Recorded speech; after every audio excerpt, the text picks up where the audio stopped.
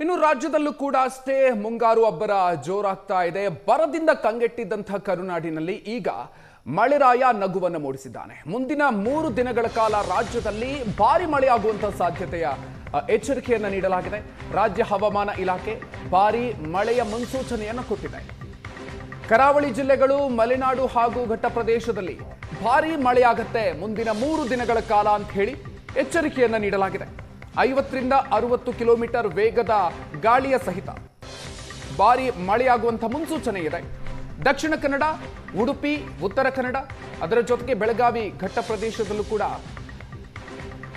ಮಳೆಯಾಗುವಂತಹ ಸಾಧ್ಯತೆ ಇದೆ. ಇನ್ನು ಮಲೆನಾಡಿನ ಜಿಲ್ಲೆಗಳಾಗಿರುವಂತಹ ಶಿವಮೊಗ್ಗ, ಚಿಕ್ಕಮಗಳೂರು, ಕೊಡಗು, ಹಾಸನ ಇಲ್ಲೂ ಕೂಡ ಮುಂದಿನ 3 ದಿನಗಳ ಕಾಲ ಭಾರಿ ಮಳೆಯಾಗಲಿದೆ. ಬೆಂಗಳೂರು ನಗರ ಮತ್ತು ಗ್ರಾಮಾಂತರ, ಮೈಸೂರು, ಮಂಡ್ಯ, ಕೋಲಾರ, ರಾಮನಗರದಲ್ಲೂ ಕೂಡ ಸಾಧಾರಣ ಮಳೆಯಾಗುವಂತಹ ಸಾಧ್ಯತೆ ಇದೆ. ಜೂನ್ ತಿಂಗಳಿಡೀ ಮಳೆ ಇಲ್ಲದೆ ಇಡೀ ರಾಜ್ಯ ಕಂಗೆಟ್ಟಿತ್ತು. ಆದರೆ ಈಗ ರಾಜ್ಯದಲ್ಲಿ ಮುಂಗಾರು ಮಳೆ ತೀವ್ರಗೊಳ್ತಾ ಇದೆ. ಮಳೆಯಿಂದಾಗಿ ಒಂದಷ್ಟು ಅವಾಂತರಗಳು ಕೂಡ ಸೃಷ್ಟಿಯಾಗ್ತಾ ಇದೆ. ಜಲಾಶಯಗಳು ನಿಧಾನಕ್ಕೆ ತುಂಬ್ತಾ ಇದೆ. ಕರಾವಳಿ, ಮಲೆನಾಡು ಭಾಗದಲ್ಲಿ ಭಾರಿ ಪ್ರಮಾಣದಲ್ಲಿ ಮಳೆ ಆಗ್ತಾ ಇದೆ. ಕಳೆದ 2-3 ದಿನಗಳಿಂದಲೂ ಕೂಡ ಮಳೆ ಆಗ್ತಾ ಇದೆ. ಇನ್ನೂ ಕೂಡ 3 ದಿನಗಳ ಕಾಲ ಇದೇ ರೀತಿಯಾಗಿ ಕಂಟಿನ್ಯೂ ಆಗಬಹುದು ಅನ್ನುವಂತಹ ಮುನ್ಸೂಚನೆ ಸಿಕ್ಕಿದೆ. ಪಶ್ಚಿಮ ಘಟ್ಟದಲ್ಲಿ ಮಳೆಯ ಅಬ್ಬರ, ಗ್ರಾಮಸ್ಥರು ಪರದಾಡುವಂತಹ ಪರಿಸ್ಥಿತಿ. ಖಾನಾಪುರ ತಾಲೂಕಿನ ಕಾರಲಗ ಗ್ರಾಮಸ್ಥರು ಪರದಾಡುವಂತಹ ಪರಿಸ್ಥಿತಿ ನಿರ್ಮಾಣ ಆಗಿದೆ. ಮಳೆರಾಯನ ಅಬ್ಬರಕ್ಕೆ ಕಾರಲಗ ಗ್ರಾಮದ ರಸ್ತೆ ಜಲಾವೃತ ಆಗಿದೆ. ಮನೆಗಳಿಗೆ ಚರಂಡಿ ನೀರು ನುಗ್ಗಿ ಗ್ರಾಮಸ್ಥರು ಕಂಗೆಟ್ಟಿದ್ದಾರೆ, ತಮ್ಮ ಆಕ್ರೋಶವನ್ನು ವ್ಯಕ್ತಪಡಿಸಿದ್ದಾರೆ. ರಸ್ತೆಗಳು ಕೆರೆಯಂತಾಗಿದೆ. ಜೀವ ಭಯದಲ್ಲಿ ಜನರು ಓಡಾಡುವಂತಹ ಪರಿಸ್ಥಿತಿ. 3 ದಿನಗಳಿಂದ ಮಳೆ ಇಲ್ಲಿ ಬಿಡದೆ ಸುರಿತಾ ಇದೆ. ಹೀಗಾಗಿ ರಸ್ತೆ ಪೂರ್ತಿ ನದಿಯಂತಾಗಿದೆ. ಜೊತೆಗೆ ಚರಂಡಿ ನೀರು ಮನೆಗಳಿಗೆ ನುಗ್ತಾ ಇದೆ. ಖಾನಾಪುರದ ದೃಶ್ಯವನ್ನು ನೀವು ನೋಡ್ತಾ ಇದ್ದೀರಿ. ಸಣ್ಣ ಮಕ್ಕಳು ಶಾಲೆಗೆ ಹೋಗುವಂತಹ ಸಂದರ್ಭದಲ್ಲಿ ರಸ್ತೆ ಪೂರ್ತಿ ಮಳೆ ನೀರಿನಿಂದ ಆವೃತ ಆಗಿದೆ. ಜೊತೆಗೆ ಮನೆಗಳಿಗೂ ಕೂಡ ಚರಂಡಿ ನೀರು ನುಗ್ಗಿರೋದ್ರಿಂದಾಗಿ ಗ್ರಾಮಸ್ಥರು ತಮ್ಮ ಆಕ್ರೋಶವನ್ನು ವ್ಯಕ್ತಪಡಿಸ್ತಾ ಇದ್ದಾರೆ.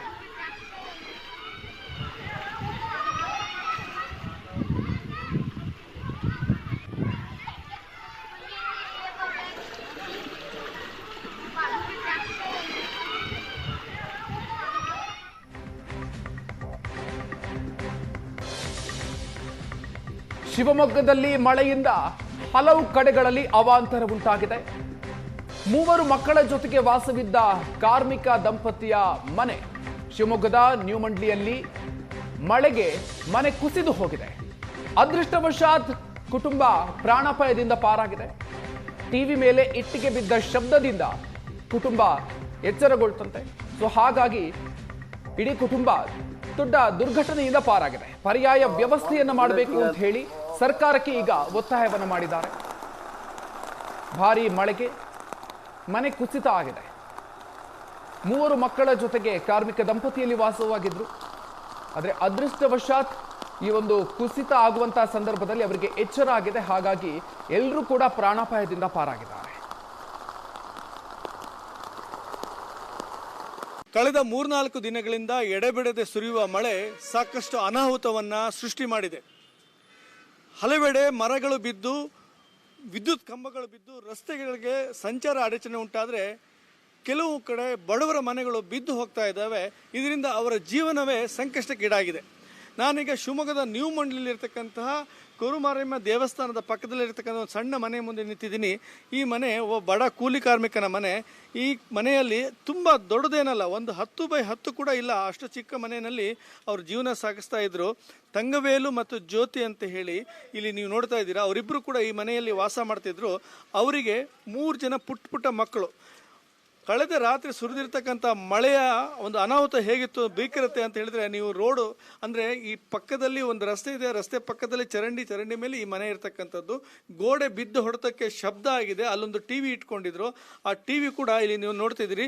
ಆ ಟಿವಿ ಇಲ್ಲದೆ ಇದ್ರೆ ಈ ಮನೆಯಲ್ಲಿ 3 ಜನ ಮಕ್ಕಳಿಗೆ ಸಾಕಷ್ಟು ಅನಾಹುತ ಆಗ್ತಿತ್ತು, ಪ್ರಾಣಾಪಾಯ ಆಗ್ತಿತ್ತು. ಜೊತೆಯಲ್ಲಿ ತಂದೆ ತಾಯಿಗಳಿಗೂ ಕೂಡ ತೊಂದರೆ ಆಗ್ತಿತ್ತು. ಈ ಟಿವಿ ಮೇಲೆ ಆ ಇಟ್ಟಿಗೆ ಪೀಸ್ಗಳು ಬೀಳ್ತಾ ಇದ್ದಂಗೆ ಶಬ್ದ ಆಗಿದೆ. ಶಬ್ದ ಆದಾಗ ಜ್ಯೋತಿ ಅವರಿಗೆ ಎಚ್ಚರ ಆಗಿದೆ. ಜೊತೆಗೆ ತಕ್ಷಣ ನೋಡ್ತಾ ಇದ್ದಾರೆ ಗೋಡೆ ಬಿದ್ದು ಹೋಗ್ತಾ ಇದೆ, ಮಕ್ಕಳು ಇಲ್ಲಿ ಮಲ್ಕೊಂಡಿದ್ದಾರೆ. ಅವ್ರನ್ನೆಲ್ಲರನ್ನೂ ಎಳ್ಕೊಂಡು ಈ ಪುಟ್ಟ ಜಾಗದಲ್ಲಿ ಆ ಕಂದಮ್ಮಗಳನ್ನು ರಕ್ಷಣೆ ಮಾಡಿ ತಮ್ಮ ಜೀವನ ಕೂಡ ರಕ್ಷಣೆ ಮಾಡ್ಕೊಂಡಿದ್ದಾರೆ. ಈ ತಂಗವೇಲ್ ಅವರೇ, ಏನಾಯ್ತು ಹೇಳಿ ಸರ್. ಈ ಥರ ನೈಟ್ ಮಲ್ಕೊಂಡಿದ್ವಿ. ನೈಟ್ 1 ಗಂಟೆಗೆ ಈ ಥರ ಆಗಿತ್ತು. ಒಂದು ಸೌಂಡ್ ಬಂದದ್ದು ಚಕ್ಕಂದ ಎದ್ದು ಎಲ್ಲ ಹೊರಗಡೆ ನೈಟ್ ಅಷ್ಟೊತ್ತಿಗೆ ಹೊರಗಡೆ ಬಂದ್ವಿ ಸರ್. ನೋಡಿದ್ರೆ ಗೋಡೆ ಎಲ್ಲ ಬೆಳಿತಿತ್ತು.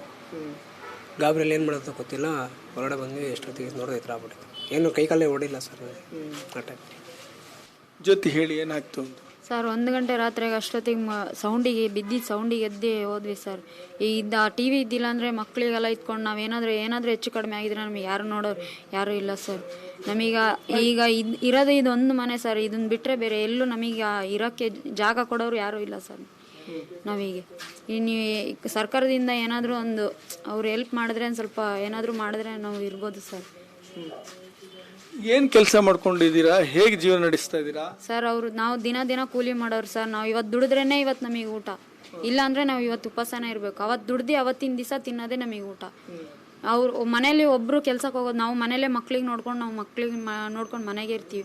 ಅವರೊಬ್ಬರೇ ದುಡಿಯೋದು ಸರ್. ಅವ್ರು ದುಡ್ಡ ಮೇಲೆ ನಾವು ಮನೆಗೆ ಸಾಲ ನೋಡ್ಕೊಂಡು ಮನೆ ತಿನ್ನೋದ್ರಿಂದ ಎಲ್ಲನೂ ಅವರಿಂದ ದುಡಿಯೋ ದುಡ್ಡಲ್ಲೇ ನಾವು ತಿನ್ನೋದು ಸರ್. ಅದು ಅವ್ರಿಲ್ಲ ಅಂದರೆ ನಾವು ಉಪವಾಸನೇ ಇರಬೇಕು. ಈ ಗೋಡೆ ಬಿದ್ದಾಗ ಸ್ವಲ್ಪ ಹೆಚ್ಚು ಕಡಿಮೆ ಆಗಿದ್ರು ಮಕ್ಕಳು ತಮ್ಮ ಜೀವಕ್ಕೆಲ್ಲ ಅಪಾಯ ಆಗ್ತಿತ್ತಲ್ವ? ಎಲ್ಲ ಸರ್, ಎಲ್ಲರೂ ಅಪಾಯ ಆಗ್ತಿತ್ತು. ಆ ಸೌಂಡಿಗೆ ಸೌಂಡಿಗೆ ಮಕ್ಳಿಗೆ ಎಲ್ಲ ಕರ್ಕೊಂಡು ಹೊರಗಡೆ ಅಷ್ಟೊತ್ತಿಗೆ ಮಳೆ ಬರ್ತಿತ್ತು. ಅಷ್ಟೊತ್ತಿಗೆ ಹೊರಗಡೆ ಹೋಗ್ಬಿಟ್ಟಿವಿ ಸರ್ ನಾವು. ಈಗ ಯಾರಾದರೂ ಸಹಾಯ ಮಾಡ್ತೀನಿ ಹೇಳಿದಾರಾ? ಗೊತ್ತಿಲ್ಲ ಸರ್, ಏನು ಹೇಳಿಲ್ಲ. ಎಲ್ಲ ಬಂದು ನೋಡ್ಕೊಂಡು ಎಲ್ಲ ಫೋಟೋ ಹಿಡ್ಕೊಂಡು ಹೋಗಿದ್ದಾರೆ. ಏನು ಹೇಳಲಿಲ್ಲ. ಹೇಳಿದ್ರೆ ಮಾಡಿದ್ರೆ ಒಳ್ಳೇದಾಗತ್ತೆ. ಏನು ಮಾಡ್ತಾರೋ ಗೊತ್ತಿಲ್ಲ.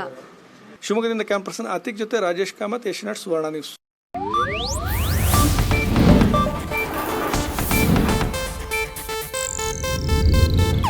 ಇದು ಏಷ್ಯಾನೆಟ್ ನ್ಯೂಸ್ ನೆಟ್ವರ್ಕ್ ಪ್ರಸ್ತುತಿ.